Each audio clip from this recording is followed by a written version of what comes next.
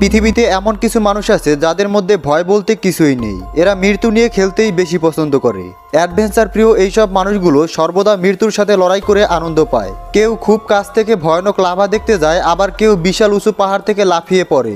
ভয়ানক এইসব জায়গাগুলোতে ঘুরতে গিয়ে প্রতি বছর অনেক মানুষ মারা যায়। এরপরও মানুষ এগুলোর মধ্যে আনন্দ খুঁজে পায়।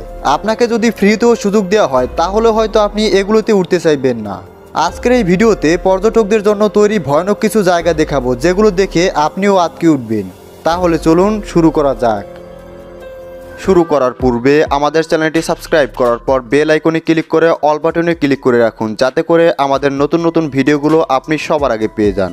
যারা ঝুঁকি নিতে পছন্দ করে, যারা মৃত্যু নিয়ে খেলতে পছন্দ করে, যাদের মধ্যে ভয় বলতে কিছুই নেই, বিশেষ করে তাদের জন্যই এই অসাধারণ জিনিসগুলো তৈরি করা হয়েছে। এই দোলনাটি মাটি থেকে প্রায় 1000 ফুট উপরে অবস্থিত। কোনো সাধারণ মানুষ যদি এর আনন্দ উপভোগ করতে চায় তাহলে ভয় হয়তো সেখানেই কিছু একটা হয়ে যাবে। তবে আপনি চাইলে যে কোনো সময় খেলা কুইট করতে পারেন, তবে সেক্ষেত্রে আপনি আপনার টাকা ফেরত পাবেন না। অনেকেই সাহস করে এই দোলনায় ওঠার সিদ্ধান্ত নিলেও যখন এর মধ্যে বসে তখন থেকে ভয়ে তাদের মন বদলে যায়। দোলনা দোলার ঠিক আগ মুহূর্তেই অনেকেই নেমে পড়তে চায়। এই দোলনাতে একসাথে শুধুমাত্র একজন লোক বসতে পারবে। এই দোলনাটি 60 ফুট পর্যন্ত উঁচু হতে পারে। তখন দোলনাটি পাহাড়ের খাদের উপরে থাকে, তাই অনেকেই এত উঁচুতে ওঠার পরে ভাবে তারা এই বুঝি নিচে পড়ে যাচ্ছে, তাই ভয় তারা নেমে যেতে চায়। অনেকে আবার কান্নাকাটি শুরু করে দেয়। কেউই সঠিকভাবে এই রাইডটি সম্পূর্ণ করতে পারে না। এই দোলনাটি 6 তলা বিল্ডিং এর সমান উঁচুতে অবস্থিত। যদিও এই চেয়ারে বসার পর সম্পূর্ণ সেফটি বজায় থাকে, কিন্তু মনের ভয় সবচেয়ে বড় ভয়। আপনি হয়তো ভাবছেন কেউই এই রাইডে অংশগ্রহণ করতে চাইবে না, কিন্তু আপনার ধারণা একেবারেই ভুল। আপনি যদি এই রাইডে অংশগ্রহণ করতে চান তাহলে আপনাকে সিরিয়ালে থাকতে হবে। কথা আছে, প্রকৃতিকে প্রকৃতির মতোই চলতে দেওয়া উচিত। প্রকৃতির বিরুদ্ধে মানুষের হস্তক্ষেপ করাটা উচিত নয়। এরপরেও অ্যাডভেঞ্চার প্রিয় মানুষেরা মৃত্যুর সাথে খেলতে বেশি পছন্দ করে। কলোরাডো রিভার পৃথিবীর সবচেয়ে ভয়ানক নদীগুলোর মধ্যে একটি, কারণ বলা হয় এই নদীর পানি সর্বদা রাগান্বিত অবস্থায় থাকে। এরপরেও মানুষ এই নদীর স্রোতের বিরুদ্ধে বোট নিয়ে রাফটিং করতে পছন্দ করে। 1958 থেকে 2018 সাল পর্যন্ত এই নদীতে 135 জন মানুষ ডুবে মারা গেছে। আর প্রতি বছর হাজার হাজার মানুষ এখানে আসার পর ভয়ানকভাবে আঘাত পায়। এরপরেও তারা থেমে থাকেনি। প্রতি বছরই এই ভয়ানক রাফটিং চলতে থাকে। এখন পর্যন্ত আপনি কত লম্বা ওয়াটার স্লাইড এবং স্লাইডিং করেছেন? আপনি হয়তো এ পর্যন্ত অনেক লম্বা লম্বা ওয়াটার স্লাইডে স্লাইডিং করেছেন, কিন্তু জিয়াং চায়নাতে অবস্থিত এই স্লাইডের চেয়ে লম্বা স্লাইড হয়তো আপনি এর আগে কখনোই দেখেননি, কারণ এটি পৃথিবীর সবচেয়ে লম্বা ওয়াটার স্লাইড। এটি একটি পাহাড়ে নির্মাণ করা হয়েছে, যা লম্বায় 8943 ফুট। তাই গিনেস বুক অফ ওয়ার্ল্ড রেকর্ডে এর নাম লিপিবদ্ধ করা হয়েছে। এর সবচেয়ে আকর্ষণীয় দিক হলো এর স্বচ্ছ কাচ আর এর উপরে থাকা আর্টিফিশিয়াল রং বেরঙের ফুল। এর মাঝখান দিয়ে মানুষ যখন অতিক্রম করে তখন সেই মুহূর্তটি জান্নাতের মতো মনে হয়। তবে এই সম্পূর্ণ সফরটি একটি বোর্ডের সাহায্যে সম্পূর্ণ করতে হয়। আর একটি আকর্ষণীয় দিক হলো এর লঞ্চ পেড, যা ওয়াটার স্লাইডের চেয়ে প্রায় 750 ফুট উঁচুতে রয়েছে। এখান থেকেই মূলত এর যাত্রা শুরু হয়। কিছুক্ষণের মধ্যেই আপনি ঘন্টায় 29 কিলোমিটার বেগে ছুটতে পারবেন। এই বিশাল জায়গাটি অতিক্রম করার জন্য এই গতিই যথেষ্ট। উপর থেকে দেখতে এই জায়গাটি অনেকটা এরকম। সর্বশেষে রাইডার দ্বারা যাত্রা একটি নদীতে এসে সমাপ্ত হয়, যা তাদের জন্য একটি সুরক্ষিত জায়গা। আপনি যদি সুইজারল্যান্ডে ঘুরতে যেয়ে থাকেন আর সেখানকার জেলমার ফিউ ক্লিনারের রাইড উপভোগ না করে থাকেন তাহলে আপনি অনেক বড় একটি জিনিস মিস করবেন। এটি একটি রোলার কোস্টার। এটি সুইজারল্যান্ডের পাহাড়ের মধ্য দিয়ে চলে। একদিকে পাহাড় আর অন্যদিকে খাত, এই দুইয়ের মাঝামাঝি চলে রোলার কোস্টার। এমন একটি ভয়ানক পরিস্থিতিতে যদি আপনি ভয় না পান তাহলে আপনি হয়তো মানুষ না, অন্য কিছু। 3373 ফুট লম্বা এই রাস্তাটি অতিক্রম করতে মাত্র 10 মিনিট সময় লাগে। আর এই 10 মিনিট আপনি কখনোই ভুলতে পারবেন না।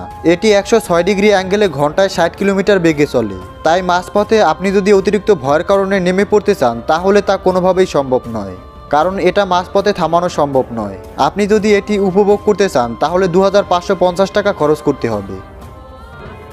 অনেকে আছে যারা উঁচু জায়গা দেখলেই ভয় তাদের হাত পা কাঁপতে শুরু করে, কিন্তু আপনার ক্ষেত্রে যদি তেমনটি না হয় তাহলে হয়তো এটি আপনার জন্যই বানানো হয়েছে। কারণ চায়নার আনঅফিসিয়াল থিম পার্কে তৈরিকৃত স্কাই ব্রিজ যে কোনো মানুষের হাড় দুর্বল করে দেওয়ার জন্য যথেষ্ট। আসলে এই পার্কটি মাটি থেকে 4265 ফুট উঁচু পাহাড়ে তৈরি করা হয়েছে। আর এই পার্কের সবচেয়ে ভয়ানক আকর্ষণ হলো এই স্কাই ব্রিজ। এই ব্রিজটি 500 ফুট উঁচুতে অবস্থিত। এই ব্রিজের মধ্যে থাকা সিঁড়িগুলোর দূরত্ব ক্রমশ বাড়তে থাকে, তাই অনেকেই এগুলোতে ওঠার মতো পর্যাপ্ত সাহস জোগাতে পারে না। আবার অনেকেই ভয়ে বেশি দূর যেতে পারে না। কারণ এত উঁচু থেকে যখন তারা নিচের দিকে তাকায় তখনই তাদের অবস্থা খারাপ হয়ে যায়। অনেকেই ভয়ে ভয়ে সামনের দিকে এগোয়, আবার অনেকের মধ্যে ভয় বলতে কিছুই থাকে না, তারা সম্পূর্ণ সাহসিকতার সাথে এগিয়ে চলে। এই পার্কে বিভিন্ন রকমের এমন ভয়ানক ব্রিজ রয়েছে। এখানকার একটি ব্রিজ খুবই অদ্ভুত। এই ব্রিজের প্রতিটি সিঁড়ি দিয়ে বাঁধানো, তাই এর উপর নিয়ন্ত্রণ করাটা খুবই কঠিন। এমন ঝুলন্ত সিঁড়ি আর 500 ফুট উচ্চতা যে কোনো মানুষের হার্ট দুর্বল করে দেওয়ার জন্য যথেষ্ট। এমন ব্রিজে ওঠার আগে অন্তত 100 বার ভাববেন। অনেক সময় মানুষ সাধারণভাবে মারা না গেলেও ভয়ে মারা যেতে পারে। এই দোলনাটির উচ্চতা শুনে আপনি রীতিমতো চমকে যাবেন। পাহাড়ের উঁচুতে তৈরি এই দোলনাটির উচ্চতা 30 তলা বিল্ডিং এর সমান। এটি চায়নাতে অবস্থিত। চায়নাতে অবস্থিত এই দোলনাটি 2300 ফুট উঁচুতে তৈরি করা হয়েছে, আর শুধুমাত্র এর উচ্চতা 300 ফুট। এই দোলনাটি 354 ফুট লং টাওয়ারের উপর থেকে ছাড়া হয়। এই দোলনাটি আপনাকে 275 ফুট উঁচু পর্যন্ত নিয়ে যেতে পারবে। এটি ঘন্টায় 130 কিলোমিটার বেগে চলে। যদিও বর্তমানে এটি এখন পর্যন্ত সাধারণ মানুষের জন্য উন্মুক্ত করা হয়নি, তবে এখন পর্যন্ত পরীক্ষার জন্য যারা এই দোলনাতে বসেছিল তাদের চিৎকার কয়েক মাইল দূর থেকেও শোনা গিয়েছিল। অনেকে আবার জানিয়েছে তারা টাকা দিয়ে তো এখানে বসবেই না, বরং কেউ যদি তাদেরকে এখানে বসার জন্য টাকা অফার করে তাতেও তারা রাজি হবে না। তাহলে ভেবে দেখুন এটা কতটা ভয়ানক লেগেছে তাদের কাছে।